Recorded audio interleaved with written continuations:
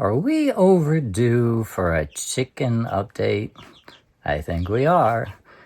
Come on, join us. I'll take you down to the big girls first.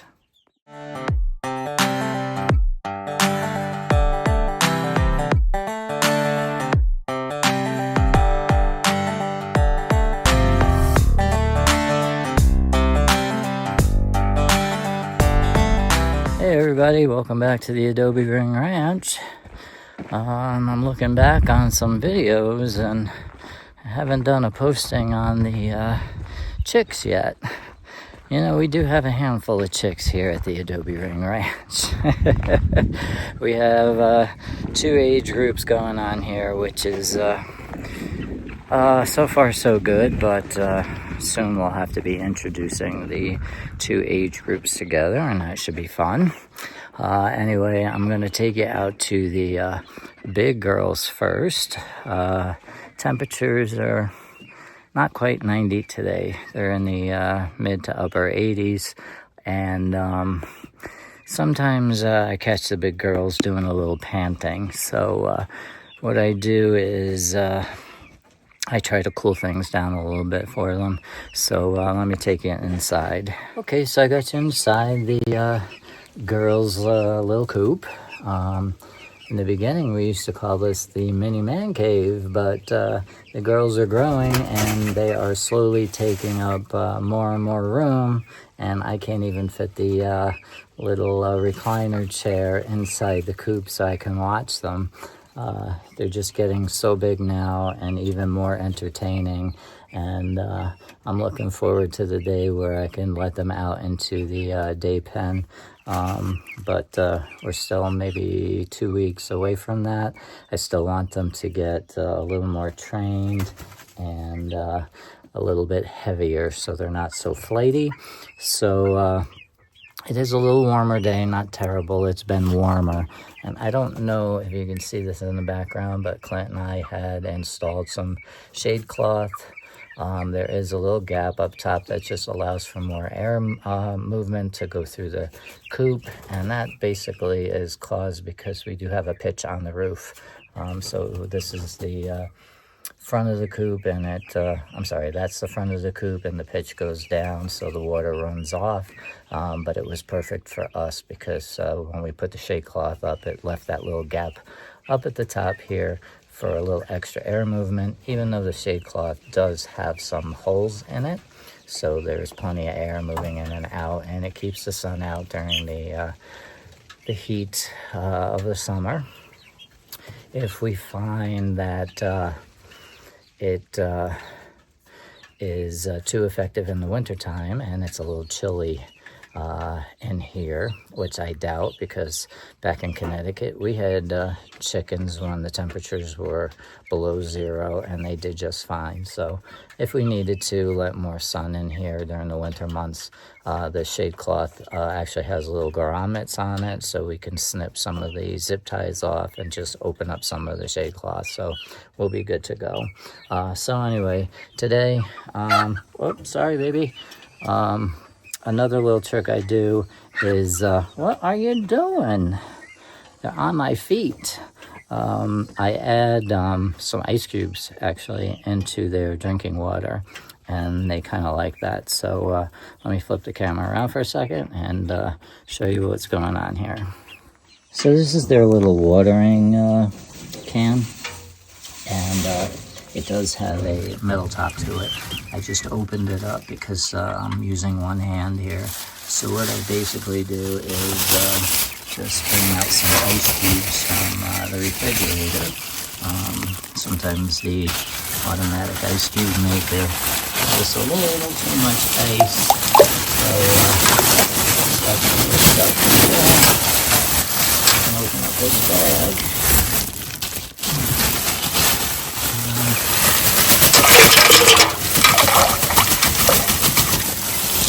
Dump some of these ice cubes inside the bag, and then I'll just put the lid back on it. Got a few more ice cubes in this bag. There we go. That's better. So all that's going to do is cool down the water. as the hours go by.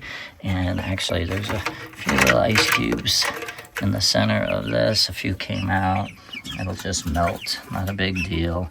And just slip the lid over top of this to keep the water clean. And give it a little twist. And they'll be good to go. The water will be nice and cool. Now, they are very interested in the ice cubes because they've never seen that before.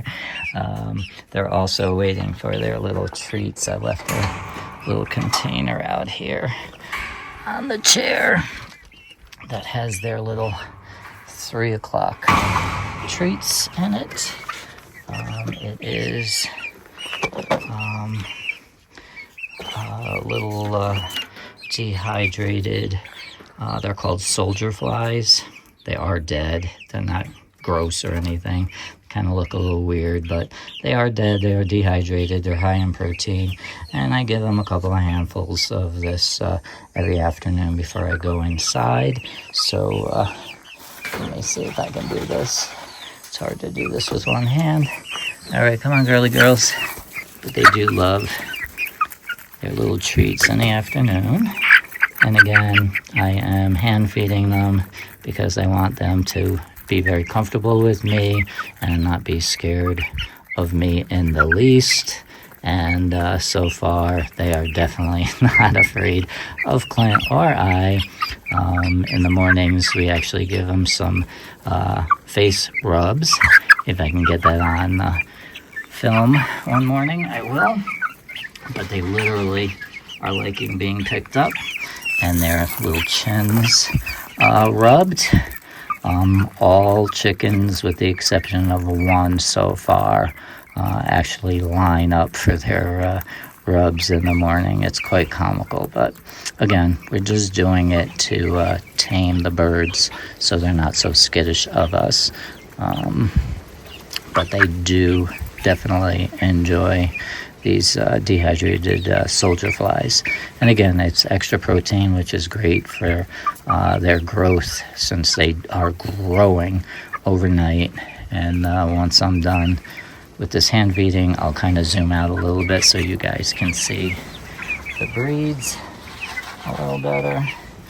So after about 3 handfuls, then I kind of throw some around the actual pen so they can go about foraging if they want, and just give them a little entertainment and keep their little brains occupied and that they're not so bored. But yeah, they do love their little afternoon treats. The morning, not only do they get their little chins rubbed, they also get some greens. I've got some Swiss chard in the garden that Clint and I bring in a couple of handfuls, and we hand feed them as well. So after I give them a couple of handfuls in my hand, and I just kind of throw some around the pen so they can actually forage and have a little entertainment for a while. You don't want your chickens to be bored, because then that just starts to develop some problems. Alright, so now that they're foraging around and I've got both hands free, I should put my glasses on for this so I can see what I'm doing and I'm not calling birds what they're not. Okay, so this one here, the reddish one, that's my Rhode Island Red. We've got 3 of those. I've always loved this breed, and I will continue to love that breed, and I think I've mentioned that a million times in past videos. This one here is a Buff Orpington. She's looking a little ratty, but she will probably be one of the most beautiful birds in the coop. They have a very calm personality. The one we had in Danbury was a complete capital B, but these 3 that we have here seem to be, here's the other 2 on this side, seem to be extremely calm and getting along with everybody. Hey babies. Yeah. Okay, so who's next? How about this one? This one's Americana. It's supposed to be laying blue eggs. We'll wait and see. We've never had Americanas before. And this breed actually has some feathers around its jawline, so it kind of looks like a mini beard, which is kind of weird for a chicken. But again, we're trying breeds that we never had before. Hey, here's another, excuse me, Miss Sex Link, get out my way. Where's the other one? This one here is another Americana. She looks similar to the other one. Her wings are just darker in color, and she's gonna be a real beauty. And where is my other Americana? She's got her back to us. She's much darker, and she is getting more of the feathers around her chin. This was the one out of all 12 that we were concerned with in the beginning. She was just not acting right, a little lethargic, I guess you could say. But after a week to 2 weeks, she started coming around, and now she's just like all the other ladies. Isn't that right? You're beautiful. Okay, so those are those three breeds. And these ones here, they always hover around me. Come here, come on in the front. Why do you gotta come behind me? Is called a black sex link. I love the dark color. I love this gold in their chest. They're just beautiful. And I've never had a bird so calm and so relaxed around people. She just loves being touched. She will fly up on my shoulder. She'll fly up on my arm. All three of them, they're just beautiful birds. And when the sun hits them, there is this blue tinge on the back of their feathers that reminds me of a peacock.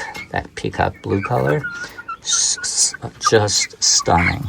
And I think that's what's going to happen with a lot of these birds. Once they go through a couple of molts, they will be beautiful.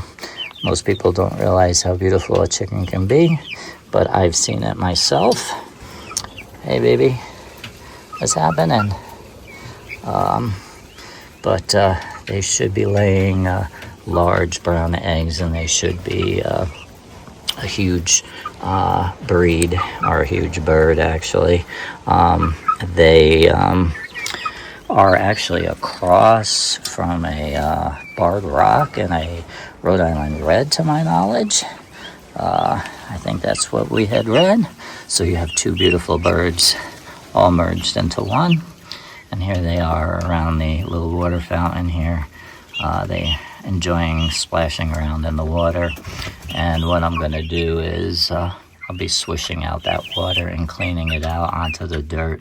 And they'll be laying in that little wet spot on the dirt after I leave. It just cools them down. Here's their little food container. Always eating, always eating, always eating, because they keep growing. They grow overnight. So the 12 ladies here are doing extremely well. They are perching where they're supposed to at night. And soon they will have little sisters being introduced to them. We are actually going to be getting a small little cage to place on this side of the coop, so that the new babies can go in that cage and spend some hours outside in the daylight and the fresh air, and get to know their bigger sisters. You cannot just throw baby chicks in with bigger sized birds, because there is a pecking order. You may get one that might have that motherly instinct, but for the most part, there's a huge pecking order that goes on, and they're a little bit too, the babies are a little bit too small to be even in that kind of situation. So what we do is we put the baby birds in a smaller cage where they can see each other. and get used to each other and hear each other, talk to each other. And then one day we'll just slowly introduce the two and let them get out. But when I take you into the shed, you'll see the little babies. They're not as big as these big girls. Hey, sweetie, what's happening? See the little feathers around her chin? It's like, I think they call that a muff. But they're coming in strong now. And of the Americanas that we have, she is the darkest color. But again, it'll be interesting to see if they do lay blue eggs or not. Isn't this one beautiful? She's just beautiful. I love that gold tone in the black feathers. Unbelievable. And you are friendly, aren't you, sweetie? And yeah, hey, you want your chin rubbed? Hey, there you go. See, this is where they like to get their little chin rubbed and just hang out with Papa Hugh and Papa Clint, especially in the morning. So yeah, they just kind of hang out all afternoon and do their thing. This one's just chilling out on the perch. Usually that's what they do at night. They all climb up on the perch. This one's been acting a little weird today. I'm gonna have to keep an eye on her. She's been a little standoffish, I guess, with me and the other birds. So we'll see what's going on with that. Anyway, let me take you inside to the little girls. Okay, so let's come inside and go check on the little girls. We keep them in this little tub for the moment. They are growing so fast, and that's the reason why we have to come up with another little cage for them out with the bigger girls. But we like to keep the baby chicks within the shed area because it's a safe place. We can control the temperature somewhat by opening doors and windows, and if it gets too chilly, we do have our little heat lamp over here. But I think we've used it one day since we've got them because the temperatures have been so warm. Another note is that the babies, we keep that little shavings down at the bottom. It helps them walk around, run around, do whatever, and they makes it easier to clean the bucket or the Rubbermaid container every couple of days, because as they grow they do make quite the mess. All right, let me see if I can lift up this screen. They're probably going to freak out a little bit, but here are these little gems growing up so fast. We have the sorry about my fingers, I'm trying to zoom in a little bit here. The little gray ones, black and gray ones on the right hand side, that is the Australorp, and we definitely know we've got the buff Orpingtons now, with the brown face and the brown in the wings, and they absolutely have feathers on their feet. So it is confirmed that that's definitely the breed they are, and not the Easter eggers that we thought we were purchasing. Again, it is what it is. We're gonna love them like any other chicken.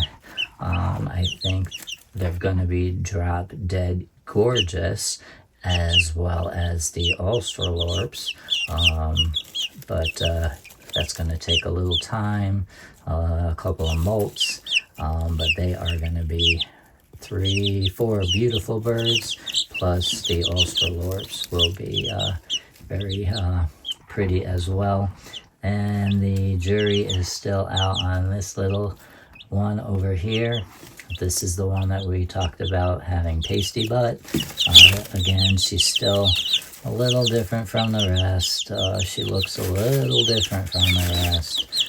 So again, we're keeping an eye on her, making sure that she is okay as far as we can tell and what we can take care of. She seems to be feathering, she's eating, she's drinking, she's dust bathing. But again, she likes to hide underneath everybody, which I kind of don't like.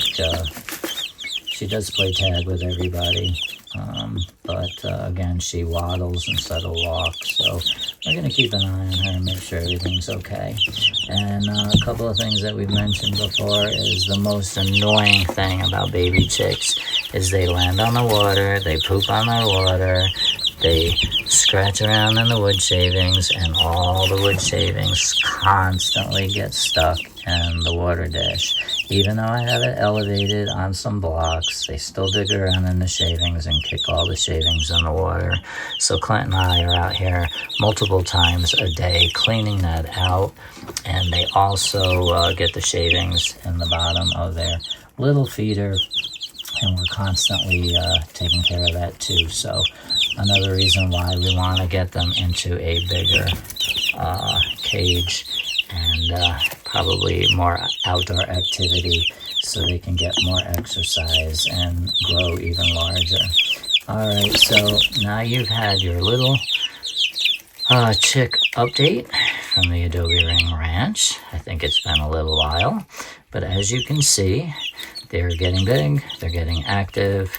The big girls are getting more and more beautiful every day, and I can't wait to see their first set of eggs. As far as the big girls, these little girls, I can't wait for their first molt when they start looking beautiful and almost show-like. Oh, little girls, what's going on? Yep, so these are our little beauties here at the Adobe Ring Ranch. All right, everybody, so that's a wrap. Hope everyone has a great day. Hope everyone enjoys seeing the baby chicks. We'll do more videos as time goes on. I think the next video, well, sticking to just chicks, there's actually just one breed I'm still keeping an eye out for. I don't think I will find them, and I hope I never do, but if I do find them, I'm sure I'm going to pick up a couple. So cross my fingers. Tuesday is shopping day, and I'm hoping that the Tractor Supply place AAA does not have any chicks when we go there, but time will tell. And another probably by the time this video is posted, we may actually have the fish in the fish pond. So if you're a fan of some fish and our little water feature that we set up not too long ago, then be sure to subscribe and keep an eye out for that video. Alrighty, I'll shut up now. You guys have a good rest of your day, and we'll be looking forward to another visit to the Adobe Ring Ranch from you and in future videos. Thanks a lot, guys.